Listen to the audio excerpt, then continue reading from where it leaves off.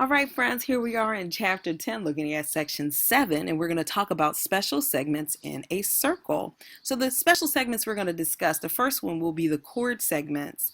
And these chord segments, as highlighted here, are basically the segments, let me try to get this purple on properly, basically the segments that the chord is broken up into when they intersect within a circle. Similarly, we can have something called a secant segments, or when we refer to secant segments, we're referring to, let me draw a couple of secants here that extend outside of the circle. Secant segments would be these segments that the secants are broken into as they intersect the circle and as they intersect each other. So this secant that we have here, let me see if I can get another color, would be broken up into 1, 2, 3, and 4 pieces, right? So you see those segments. So we've got 4 segments here and 4 segments there. Next, we need to talk about the external secant segment. Well, the secant segments would be here, the internal ones, and the external secant segments would be these bad boys out here, all right? Next, we need to talk about the tangent segment, and that is going to require me to erase everything and draw a little tangent right here and perhaps a secant right here. And so the tangent segment is just one piece. It really is from the point of tangency to the point of intersection. So that's what our tangent segment looks like. And I'm sure if we had 2 tangents, if we threw another tangent here, we could call that from the point of tangency to the point of intersection. That would be a tangent segment as well. So let's see what cool theorems we have that relates these ideas. We're going to start off with the chords theorem, and the chords theorem gives us the indication that there is a relationship to the lengths of these chord segments. So watch this. AB, the length of AB times BC is going to be equal to the length of EB times DB. Or, if we take one segment, we multiply the lengths of each piece is going to be equal to the other segment or the other chord, multiply the product of the other chords, broken pieces multiplied together. Blah. Let's try it again. If 2 chords intersect in a circle, like we have here, then the products of the lengths of the chords of the chord segments are equal. So these 2 are equal and these 2 are equal. I think I'm over talking this, and I think you actually understand it.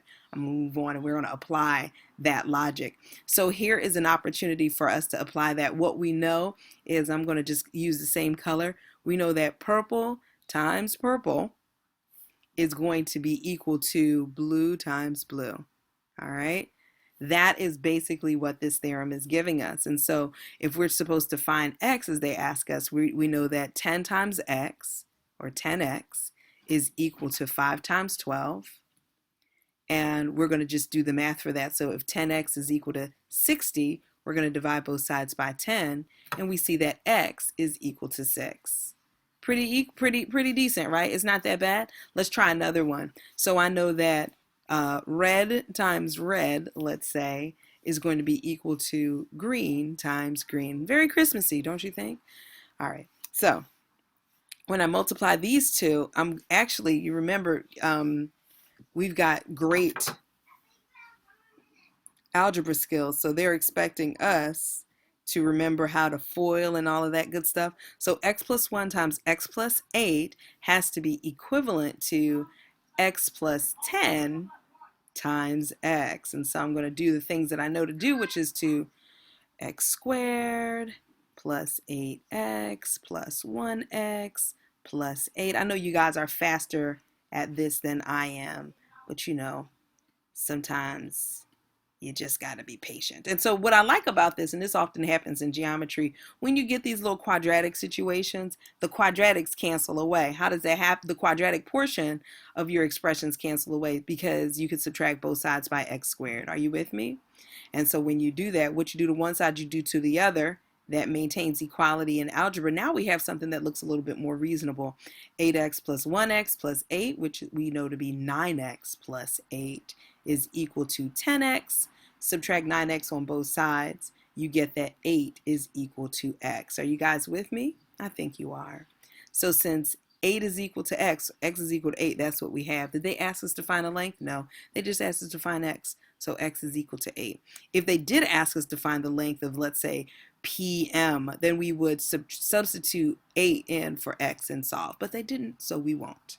All right, here is a little bit of science. All right, so here's our real world example, example 2. The true shape of a rainbow is a complete circle. Did you know that? I didn't know that. However, we see only the arc of the circle that appears above Earth's horizon. What is the radius of the circle containing the arc of the rainbow shown? Good question. So how do we approach this? Well, first I think I'm going to draw a smaller picture so I can get the whole circle in there, right? And the next thing I'm going to do is I'm going to, I guess this is 5 miles across, and since it's only part of the circle, I'm going to place it here. Let that be 5 miles across, right? And then the height from the center of this core basically to the edge right here, so these two must be equivalent, right? The height is going to be 0.7 miles. So I'm just going to put that in there. And since this splits it in half, this is 5 miles, I'm going to put 2.5 miles here and 2.5 here. And what they're asking from me is to find the radius. How will we do that? It's don't have nothing to do with the radius. None at all. I can see a couple ways of doing this. The one that I'm thinking about is imagining if this other piece was here, right? If I knew what this other piece was, then I can feel confident that this whole thing would be the diameter. I can split the diameter in two, and then I have the radius. Do you have a different suggestion? If you do, I'd love to hear it, seriously. But that's what I'm thinking I'm going to try here. So the question remains, how can I get the length of that purple part? So that theorem that we just worked on gave me the power to get the length of this purple part. Let's call it x. So what I know is that this times this is going to be equal to this times this.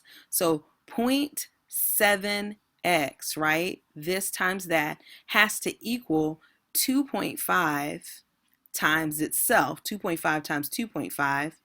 I'll just write it like that instead of writing 2.5 squared. All right, so now that I have that 2.5 times 2.5, 25 times 25 is 625. Therefore, this is 6.25. You can check my math. Sometimes I'm wrong. I got you.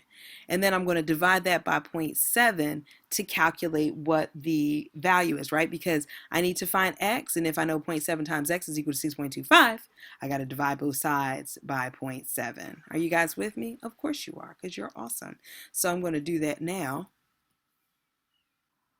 2, bring down your 0. All right, you guys caught me not wanting to use a calculator and doing my own math for myself. And I think this is 8.92, and it's going to go on for a long time. Did they give me did they say what is the radius of the circle containing the arc?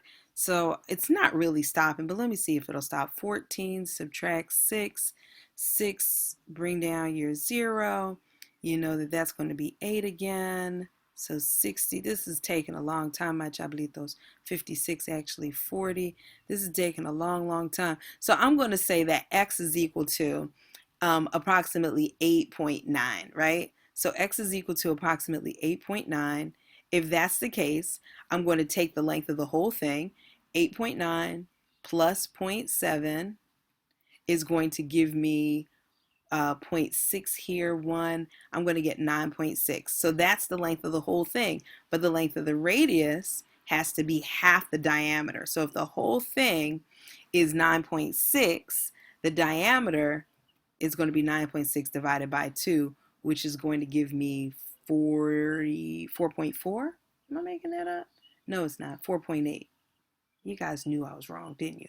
2 goes into 9. I just need to think about it. 2 goes into 9 4 times with a remainder of 1. And then, yeah, that's right. I'm feeling good. All right? I hope you're feeling good too. Let's look at this next theorem.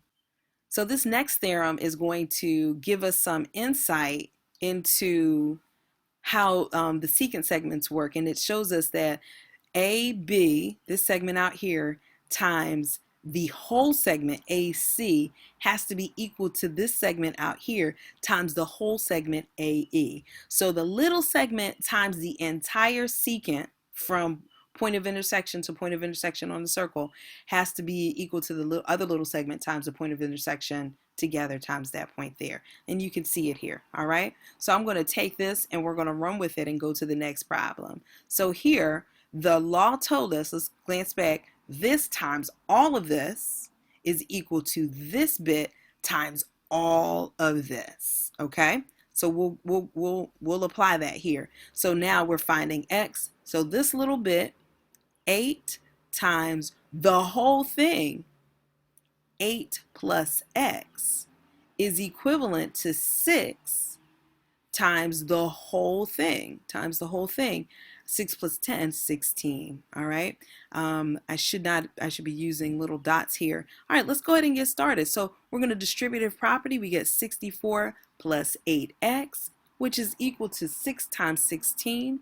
And I should be able to do this quickly in my head, but I'm not able to right now. 8, 6, 9, 9, 6, 9, yeah, 96, right? Right. All right, so we get that. Now we got to solve by subtracting 64 on both sides. And when we do that, we're left with 32. 8x is equal to 32, and x is equal to 4. So we found x by using that little rule. The outside part, the external part, times the whole thing is equal to the external part of the other one times the whole thing. All right. Over here, we have a similar situation. And I don't know, did I not write this other theorem down? There's this other theorem that I need to put in here, and I'll put it in here right now. Okay, so here's the theorem. I missed out on my slides, and my bad for that. This theorem talks about now having this relationship with the tangent. So the tangent and a secant, if you got a tangent and a secant to a circle, the tangent squared will equal to the length of the external piece times the length of the whole thing.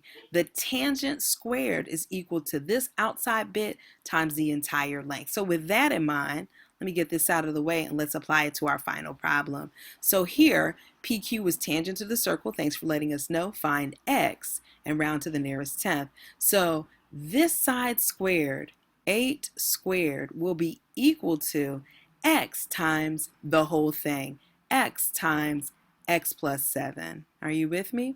So 64 is equal to x squared plus 7x. And we see that our squared term doesn't fall away.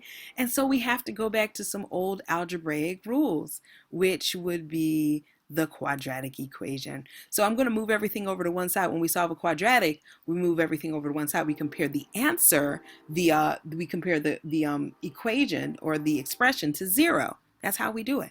And then we try to factor. You guys remember that back in the day? And you don't know this, but I paused myself for a long, long time and thought, how do I factor this? So how do I tell the children to factor this?